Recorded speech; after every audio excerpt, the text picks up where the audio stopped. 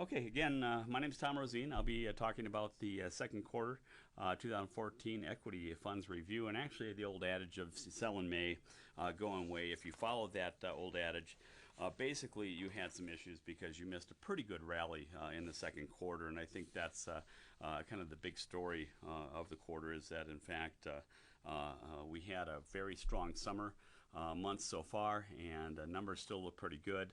And I think we've got a good story to tell you. Before I continue on, I do want to tell you, though, that if you have any questions for us, please do put them in the chat feature. We'll go ahead and try to answer them at the time if, in fact, it is pertinent. And if not, we'll have a Q&A session right at the end of this presentation as well. So let's go ahead to my normal piece that I usually talk about, and that's basically my second quarter at a glance. I try to get some of the economic news and all that good stuff out of the way. Basically, the story, I think, for this quarter was we had a ton of geopolitical concerns, whether we have a continuation of Russia and Ukraine, or whether we have kind of the new piece of having Iraq, sectarian violence in Iraq. Investors really were wary throughout the period. However, every time they turned around, they had some news that drove them forward. And even though we had a continuation of the FOMC, doing their bond purchases, people started to expect that as to be the norm. So we got a little bit of a rough April. It was a continuation, actually, of, if you guys remember in March, we had kind of a meltdown in the NASDAQ and small caps, and certainly that was a continuation. We see up here that the Russell 2000 lost about 3.94, NASDAQ lost about 2.01, but the Dow and the S&P were up. This was just kind of a carryover, and I think part of this was, the biotech and internet and small caps firms were really the whooping boys for the market at the time. And, actually during that time period, during the first month, NASDAQ had suffered its second consecutive monthly loss, while we were watching the Dow and the S&P reach net new highs in April, May, and June. In fact, by the end of June, I think the S&P 500 witnesses 22nd consecutive, 22nd day of plus side performance of hitting a new record. So that's 22 times this year so far that the S&P has hit a new record. I think it's in the like 11 or 12 for the Dow. So these are the kind of numbers that we saw. But what we saw was a theme that came out again, and we saw the roiling in small caps and NASDAQ. But we did see economic improvement. And during the first part of the quarter, the first month, we saw that good numbers came out for non-farm payrolls, 192,000. But it really missed expectations of the 20,000 or 200,000 range that we had expected. And so when we were taking a look at this, basically we saw that large and value actually did better because of this meltdown in NASDAQ, and because investors were seeing better numbers, but not things that were saying that we're going to be on a huge rally. And we get into May, and basically we kind of saw some more improved pieces. Again, that old adage of sell in May and go away certainly didn't work very well. Dow Jones and SP hit new highs. And really, this might have been on the good news that came out. Non-farm payrolls, largest that we've seen in over 2 years. 288,000 net new jobs were actually created. And then we saw the ECB and the Bank of England actually come out and say, hey, we're going to use monetary policy to shore up our equities. And it certainly drove the market to higher numbers. And then, if you recall, and this was in the last part of March as well, we started hearing some good news about India and their business-oriented party, the BJP, basically coming out and more than likely winning. And in fact, we all know that they won the contest as well, and they put a pro-business person in the prime minister position. And so we saw some really good numbers out of India continue, and the story certainly isn't going to change there at all. And then in the last piece, when we started getting into June, people were getting comfort with some of the growth that we had. The economic numbers were coming in pretty strong. We saw Iraq violence increase, sectarian violence increase, and we saw a significant rise in oil and gas prices. A lot of people thought that was going to be a reason for us to slam on the brakes. Gold actually rose because of flight to safety, but investors actually did that. They bid up gold, they bid up oil, but they also bid up the market, and we saw the NASDAQ jump 3.9%. People started buying some of those bottom basement bargains, and certainly did well on that. And we saw kind of a theme come out where we see either natural resource related or a gold related vehicles at the top of the list, and we saw, of course, dedicated short bias and commodities agriculture at the bottom of the list. Overall, though, we were looking at some very strong numbers in May and June. Basically returns of 1.80% for the average equity fund in May, and then in June 2.66%. You guys can see kind of the details of who the winners and the losers for that period were. Let's go ahead and move on to the breakout as we go through them on it. So again, when we're taking a look at despite the idea of selling May and going away, investors kept the pedal to the metal, and for the 8th consecutive quarter, they posted plus side performance, 4.04% return for the quarter.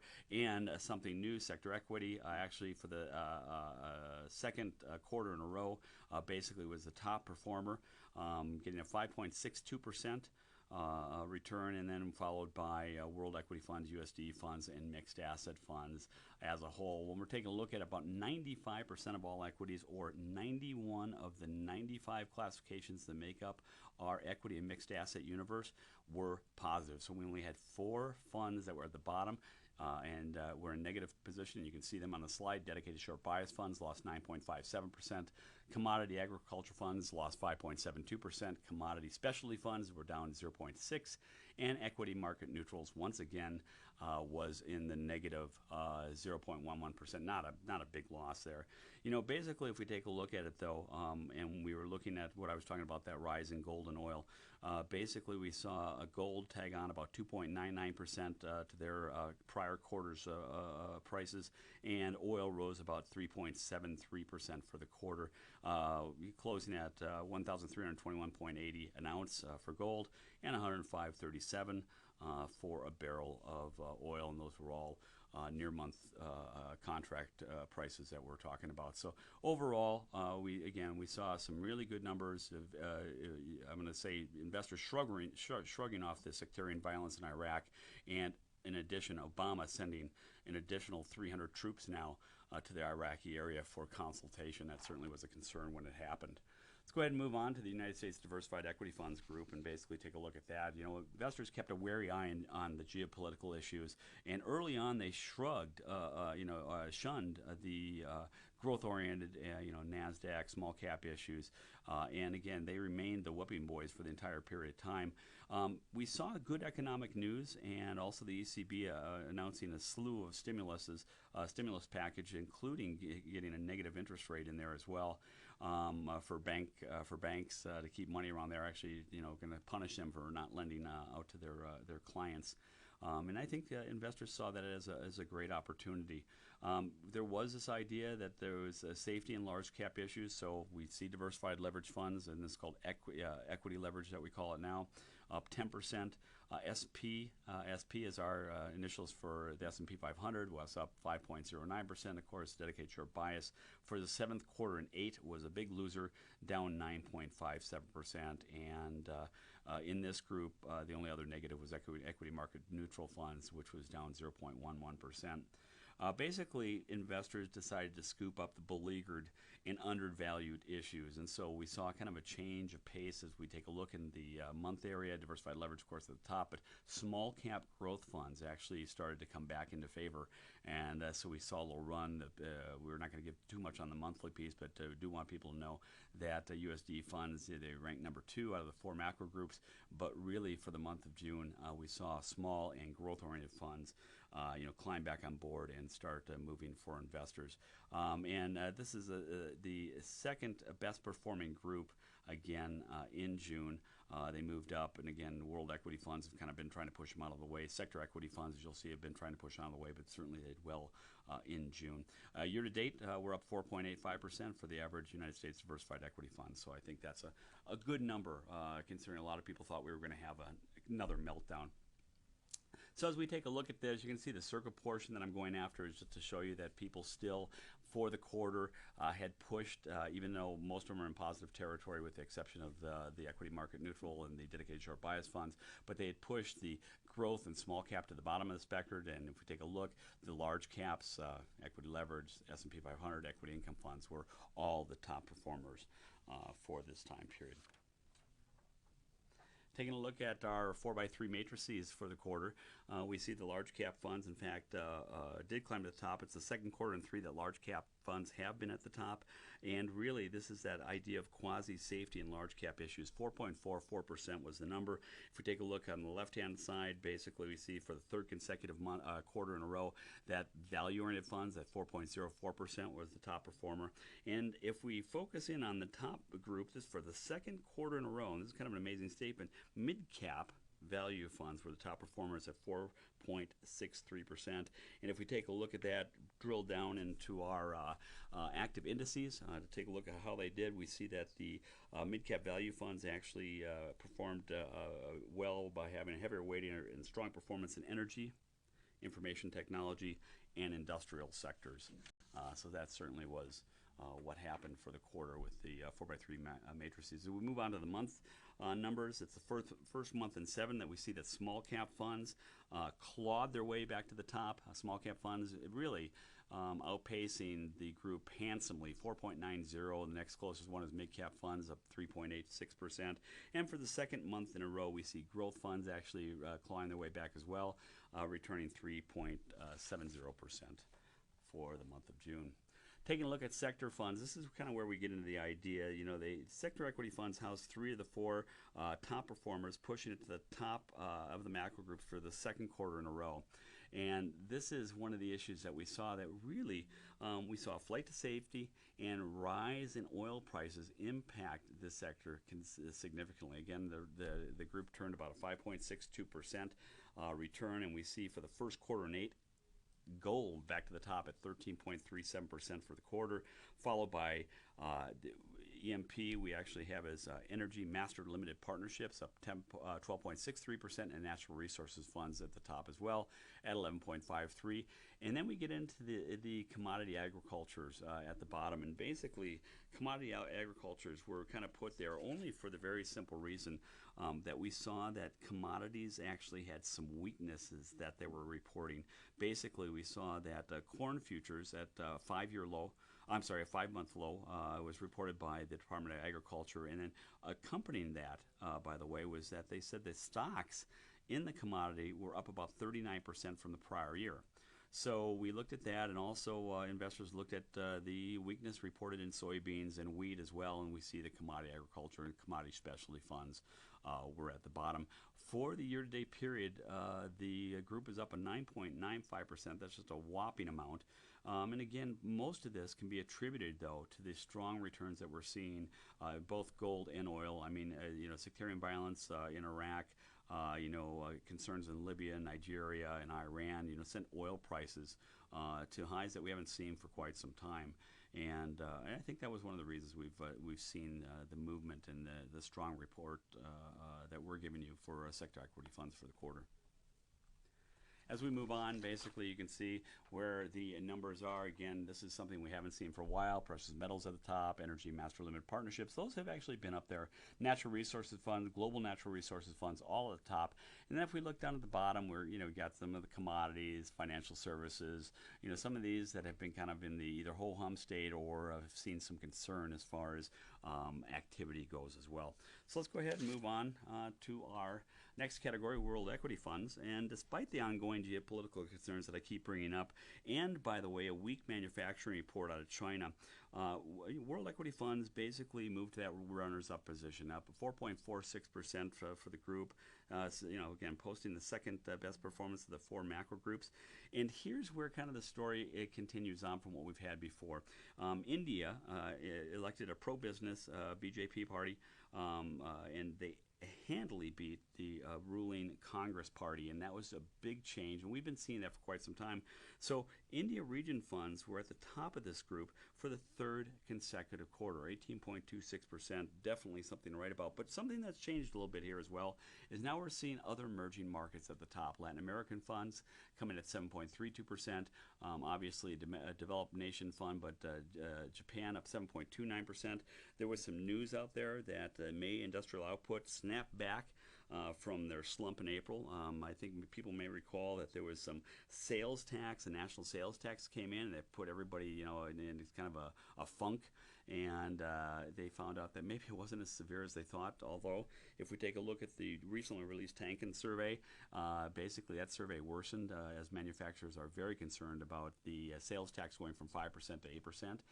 But nonetheless, we saw Japanese funds come to the top for that very reason.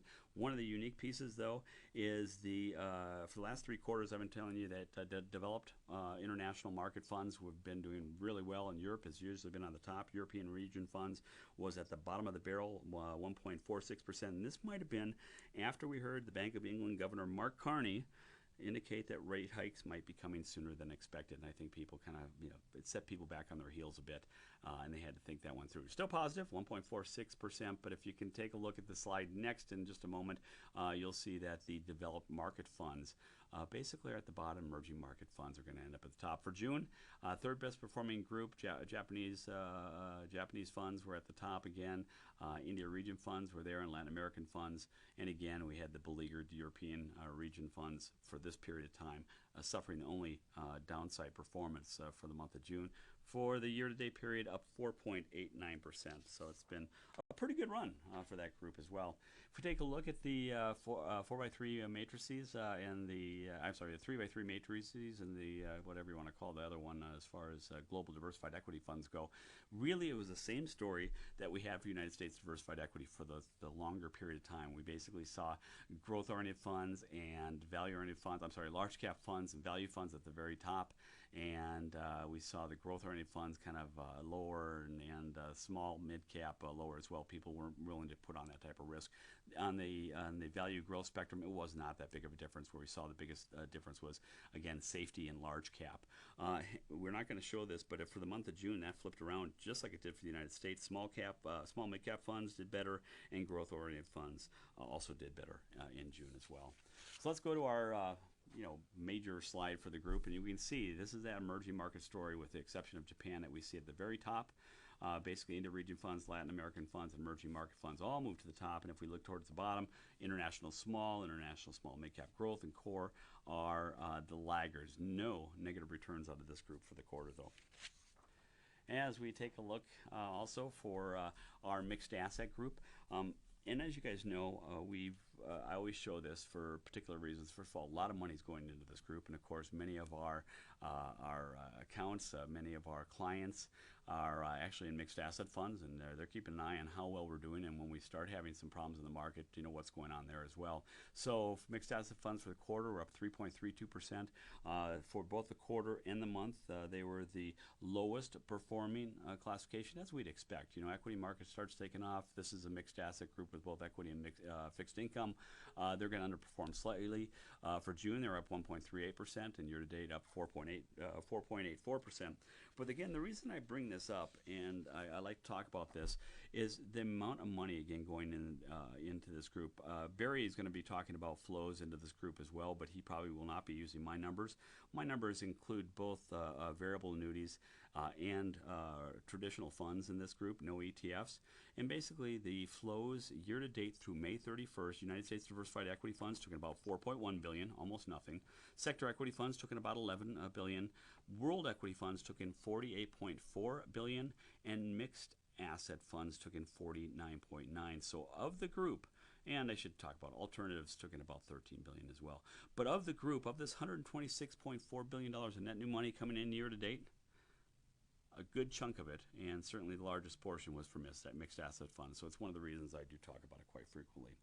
Let's go to our concerns and the outlook of what's going on. Actually, if you take a look at the Thomson Reuters proprietary research group, earnings per share pre-announcements of 96 negative for Q2 versus 23 positive, it gives me a little bit of a stall. Basically, it's better than last quarter, but it's worse than we've seen over the long-term average. If you take these numbers and divide the 96 negatives by the 23 positives, it's called a negative positive ratio. Basically, what we're coming up with is a 4.2% for the S&P 500 index for their funds for pre-announcements. But if we take a look at the kind of long-term average, it is about 2.6%, and last quarter was 6.1. So while it's looking better, it's still much higher than our average. So we have a little bit of concern there. ISM Manufacturing Index ticked down to 55.3. I think a lot of people, and certainly the pros out there, the analysts had expected a bigger number.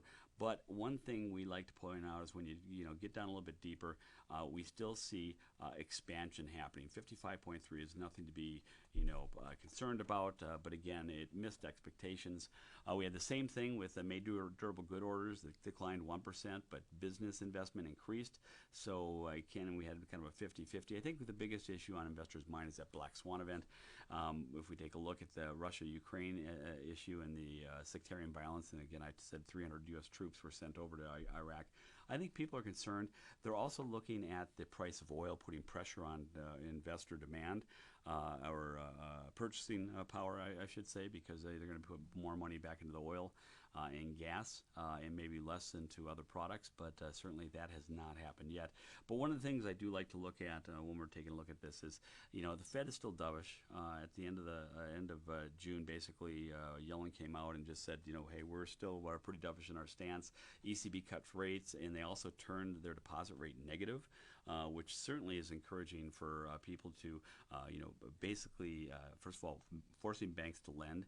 And if they're going to force banks to lend, then hopefully they're going to have people out there purchasing.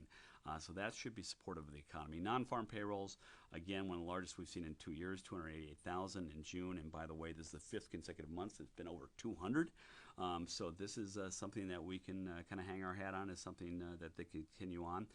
May personal income increased 0.4%. That was in line with expectations, but it tells us people do have available money. They might be spending on gas now and oil products, but certainly they have the money to go out and continue purchasing. And this last piece, I got it from Reuters estimates as well, is they are looking for a possibility of double-digit earnings growth over the next 2 quarters. This quarter is estimated to be about 6.1. Q3 is estimated to be at 10.9. And Q4, again, this is for the S&P 500, expected to be at 11.9. So while I'm a little concerned that we've met new highs, certainly if we have this type of earnings growth for our companies, which we haven't seen here in the last several quarters, I think we have the ability to continue on. I say that, and third quarters are notorious for bad numbers. So caveat emptor on that one as well. Well, with that, I'm going to go ahead and turn this over to Jeff, and he'll talk about our fixed income fund review and outlook.